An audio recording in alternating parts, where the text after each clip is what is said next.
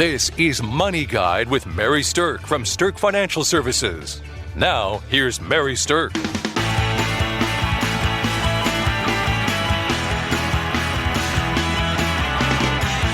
Welcome to Money Guide with Mary Sterk, and today we are talking about the Millionaire Myth.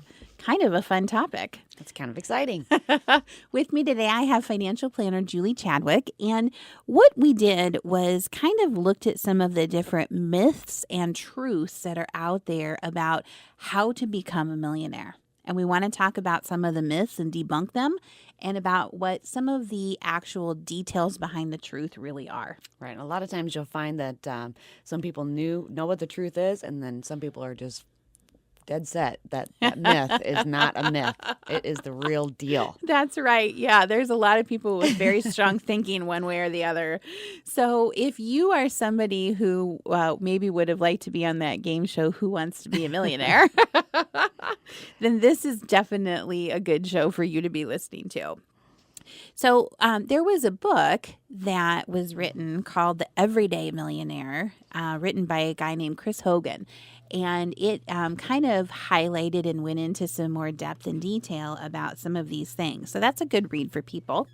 But the first myth that we want to debunk about becoming a millionaire is that wealthy people get lucky and make risky investments. But isn't that how they became a millionaire? Well, in fact, no. It's all luck. The truth is that wealthy people, most of them didn't get lucky. Now, there absolutely is some that's true, right? Of course, there's lottery winners. Of course, there's people who maybe got a huge unexpected inheritance or something like that. But by and large, wealthy people didn't necessarily get wealthy by sheer luck. Right. It's discipline. It's discipline, and it's a lifetime of savings and investing and being smart about your money. Right.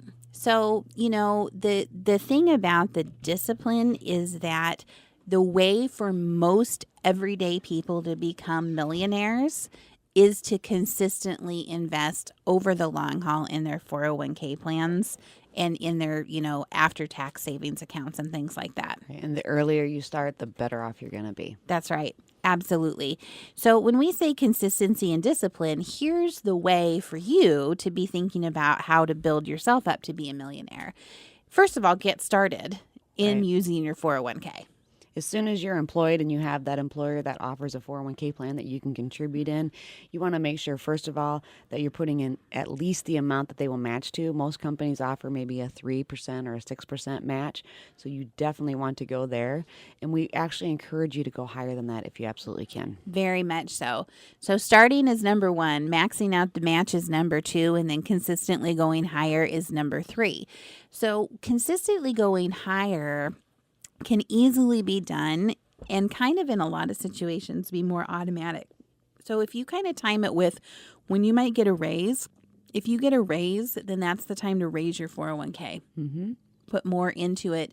You're not going to miss it because you weren't used to that money coming in anyway. Right. That's part of the discipline where if you automatically start it, you're not going to be tempted to pull back on it if you haven't seen it. Right. And then the other thing is a lot of the 401ks out there now have some set it and forget it rules that you can do where you can just key into your 401k system that every year you want to increase your savings rate by like 1% of your pay.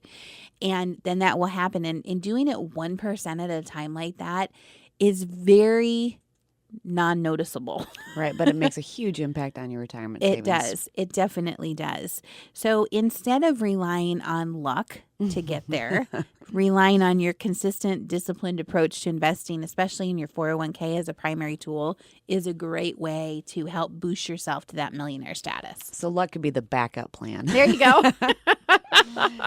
Absolutely. The other thing, though, is about them making risky investments. So it's not so much that people are making risky investments. It's that they're making investments in things that do have risk, but they're risk that is a like a guided risk. It's risk in something that certainly can go up and can go down. But instead of thinking about it in terms of, I've got to have risky investments, you can think about it in terms of risky investments over the long haul tend to pay off if they are well thought through and have a solid foundation, like what we call asset allocation. Right. And you don't want to put all of your eggs in one basket and have No. all of your retirement or savings in a risky investment. And that's the key. So you can have a little bit of it.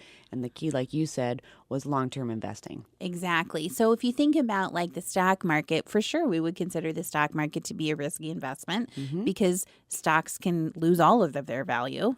And markets go up and markets go down.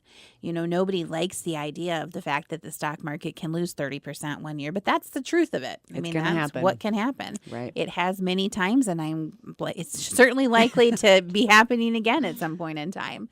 So from a risk standpoint, it's not that you can eliminate the risk, but you can wrap some guide bars around the risk in terms of having a strong diversified portfolio, having a good asset allocation. And that just means having your money in different baskets instead of all in one basket. Right. Right. So I think that we've effectively debunked the myth Yes. that wealthy people get lucky because they're making risky investments. Everyone needs a little bit of risk, and everyone needs to have that plan for savings. Exactly. Those are going to be your key. And if the luck finds you, then good for you. Recently, there was a newspaper article, and it was talking about some tips that I had given for people, you know, investing over time, different decades of their life and things like that. And we were laughing in my office because the article itself was literally positioned in the newspaper right above an article from a guy that won the lottery. And they were talking about how this guy, this everyday Joe, he won some money and he didn't change his lifestyle. He kept working because he liked his job. He invested the money, saved it, things like that. I just thought it was hilarious that our article was right next to the lottery winner. And I was kind of hoping he noticed that and maybe would call us. Give us a buzz. So anyway, all right. The next myth that I want to talk about is that wealthy people inherited all of their money. Like, that's the only way that they can have wealth, right? They must Right. have gotten it handed to them. Yes. And the truth is that, you know, trust fund babies are pretty rare. That is not the way that most millionaires today have created their money. Most millionaires are self-made millionaires. Right. Again, it's just making sure you have that discipline and you're building that up yourself. Right. Now, there is definitely inheritances out there. There are absolutely people who inherit money, and sometimes it's quite a bit and can boost them to a level of wealth that they've never had. And we all have heard stories about the trust fund babies that are out there and things like that. But that's the exception. That's not the rule. Mm-hmm. And when we hear stories about those kind of people, by and large, those people are going to have been trust fund babies from the get-go. Like their whole families life. probably have had decades of wealth and things like that. But the majority of actual millionaires in this country are self-made millionaires, and they've done it by making calculated decisions, not by inheriting a bunch of money. Right. A lot of times we actually find out those ones that do inherit or have a big inheritance, maybe they weren't expecting, or if it didn't run in the family or a distant family, that they don't know how to manage that money, and usually that money's gone before you know it. Yes, They that spend is it the on, truth you of know, it. luxurious things Yep. that they've never had before. Before you know it, then they're in the debt realm. So if you inherited money and you want to remain a millionaire, There you go. then when you have windfall money like that, then what we actually think is that what we call the rule of thirds is a great thing to be thinking about. So the rule of thirds is that when you do inherit money like that, the way to keep the money that you've inherited is to think about it like this. Take 1/3 of that money and pay off debt. Because everyone has debt. Most people sure do. Take 1/3 of that money and put it into some type of an investment that is for later, that is for retirement, that you've isolated and said, I'm not going to spend that till later. And take the other third of the money and go have a darn good time with it. Because you inherited it, yes. It is absolutely okay to spend some of that money on things that you want to do right now. And the beauty of that is if you think about doing it in the rule of thirds, it does give you a good balance of saving for later as well as enjoying the money today and relaxing your mind about any debt load that you might be carrying. Right. A lot of times people think, oh, I'm just going to go pay all the debt off at once. And we really don't recommend that because you need to split it up that way. Right. To be more successful. And if you don't use some of the money to actually blow and have a good time, then probably what will happen is you will regret that decision and then you'll go blow money and have a good time anyway and put yourself back into debt. So rather than do that, be smart about it. Right. But so that's kind of, a way to handle things if you did have an inheritance. But the truth, like we said, is most wealthy people didn't inherit their money. Most wealthy people are self-made, and self-made millionaires come from decades of living within your means, decades of saving some money. Primarily, people are using their 401ks to do that. And also, a lot of self-made millionaires come from the fact that they have some type of ownership in the companies that they work for. Congratulations to Mary Sterk and the team at Sterk Financial for earning a spot on multiple Forbes lists for 8 years running, including the 2025 Forbes Best in State Wealth Advisors and 2025 Forbes Top Women Wealth Advisors Best in State. Welcome back to Money Guide with Mary Sterk, and today we're talking about the millionaire myth, debunking some myths about what it takes to become a millionaire and diving into the truth behind how to actually become and then possibly maintain that status of being a millionaire. Right. We talked a little bit about wealthy people are just lucky or they make risky investments or that they've inherited all their money. Myth, myth, myth. That's kind of a hard word to say three times in a row. All right. Well, the next myth that we want to debunk is that rich people have high-paying jobs. Well, the truth is that many millionaires that were surveyed in this study that we were following have never even made 6 figures a year. How does that happen? Well, it kind of goes back to what we've been saying. It's that consistent discipline over time. And so if you think about how to do that, it means that you have to be spending less than you're making.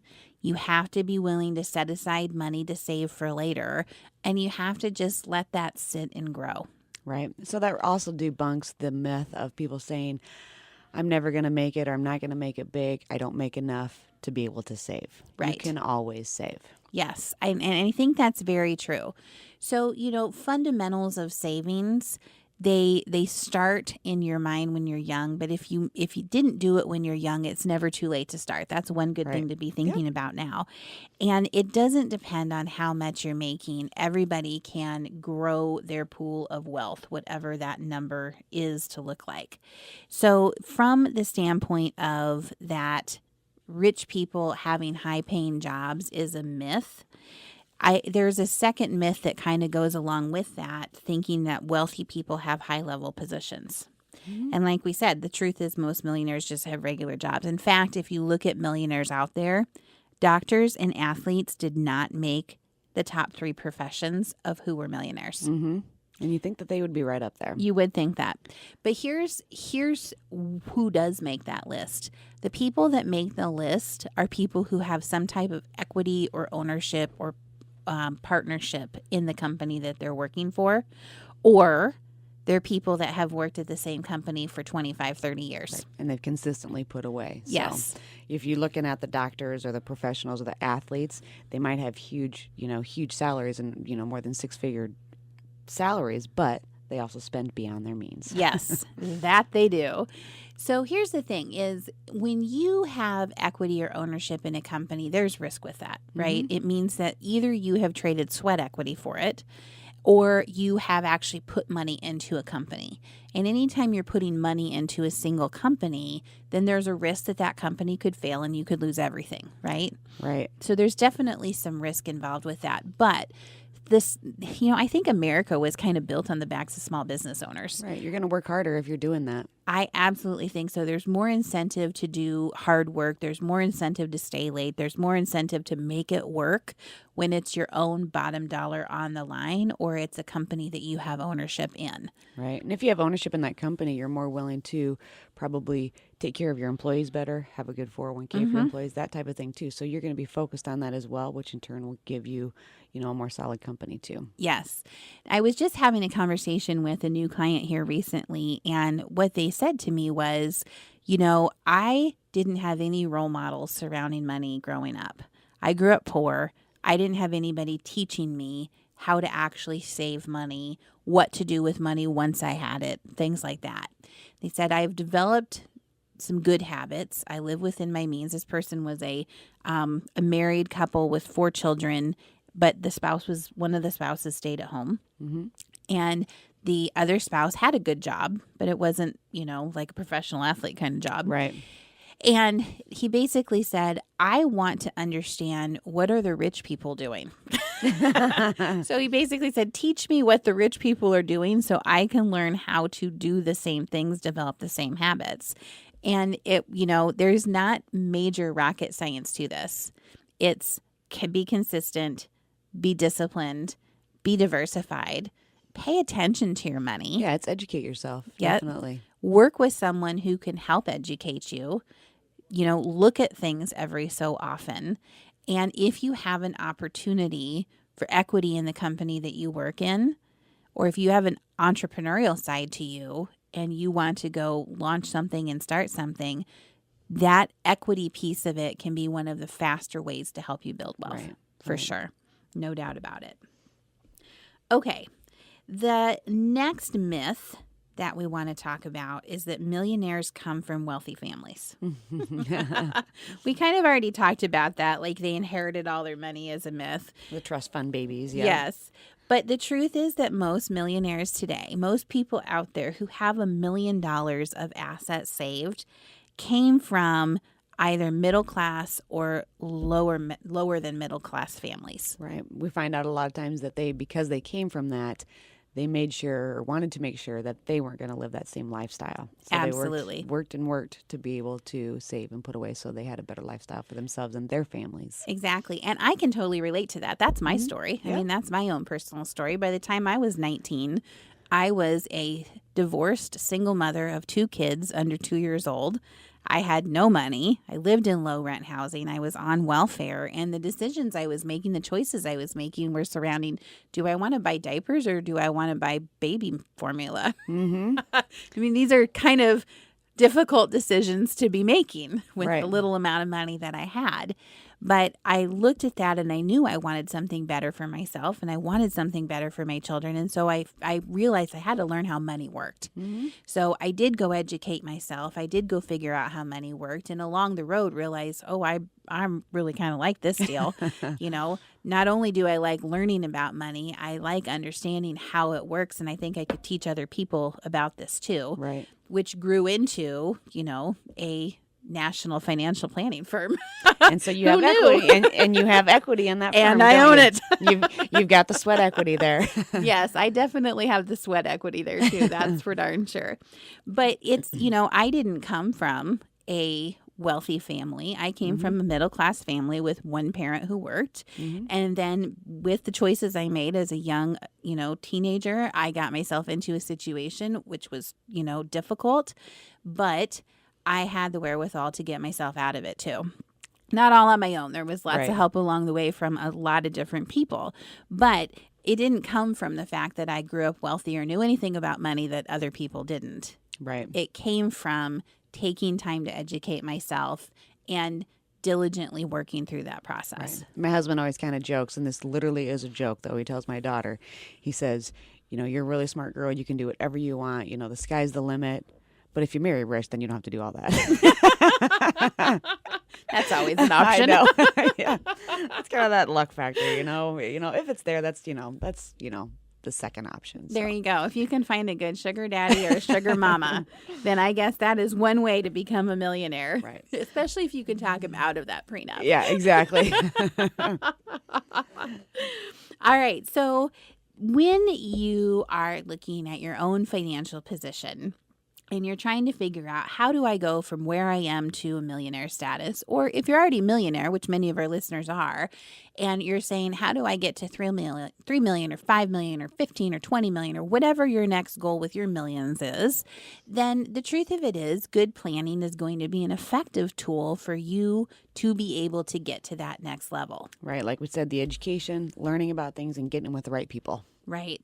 So when you are on your path to building your millions, what a fun path to be on. That's like a journey we should name something. I like that. Yep. The path to building your millions.